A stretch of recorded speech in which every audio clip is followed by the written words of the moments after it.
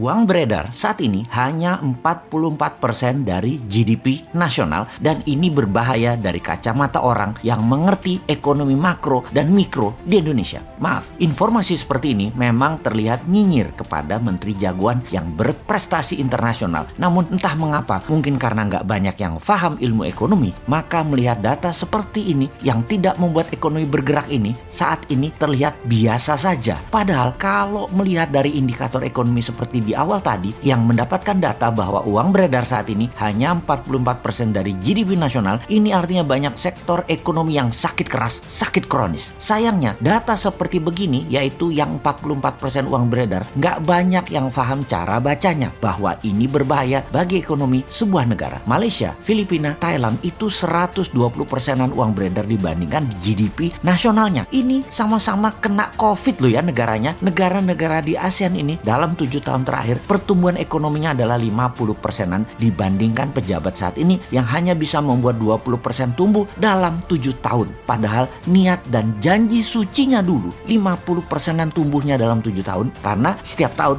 katanya ekonomi harus tumbuh 7%. Dan kalau semua itu tercapai tumbuhnya 50%-an. Ini harusnya ya 50%-an dalam 7 tahun. Ternyata tidak tercapai, hanya 20%. Dan untuk menutupi kegagalan tersebut, maka strategi yang dilakukan oleh yang katanya jago ekonomi dan keuangan negara tersebut yaitu menggunakan FDI, Foreign Direct Investment. Oke, bolehlah strateginya. Sekedar mengingatkan, di mana nanti para new mind kalau berkuasa beda strateginya. Pakai DDI, Domestic Direct Investment. Pakai kekuatan kita sendiri dalam negeri, anak bangsa. Saat ini oleh old mind, anak bangsa kekuatan sendiri tidak dipercaya. Bahkan 4L sering mengatakan Indonesia belum mampu, jadi perlu orang Tiongkok. Heran ya, kok anak bangsa diejek tapi oleh fansnya nggak ada yang mencela atau yang kecewa. Oh lupa, punya pasukan buzzer yang selalu meluruskan hal yang bengkok dengan narasi. Bener deh, sangat jelas kalau strategi sekarang adalah cinta asing. Karena itu dipilih investasi FDI. Sekali lagi, namanya juga keputusan orang populer. Semua dilakukan terlihat benar lah. Sampai suatu hari piring kalian kosong,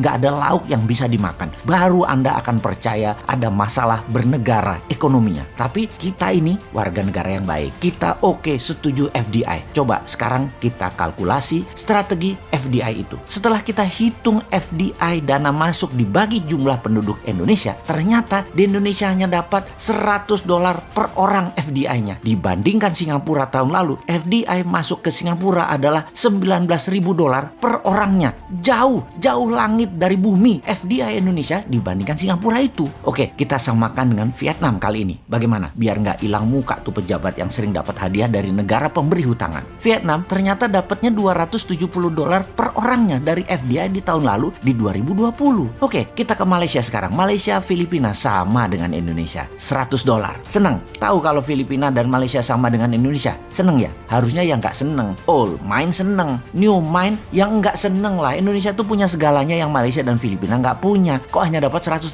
Lalu apa strateginya? Ya kembali ke klasik. Karena old mind bisanya cuma satu, yaitu hutang lagi. Oke, mau lihat dari kacamata mana indikator ekonominya sekarang? Bagaimana kalau kita lihat dari pertumbuhan kredit? Tiap tahun harusnya kredit disalurkan itu tumbuhnya 15% dibanding tahun sebelumnya. Di mana 15% itu pasti akan menumbuhkan 7%-an ekonomi. Namun, beberapa tahun belakangan ini, kredit hanya 2-3% pertumbuhannya. Ya bagaimana ekonomi mau tumbuh 7%?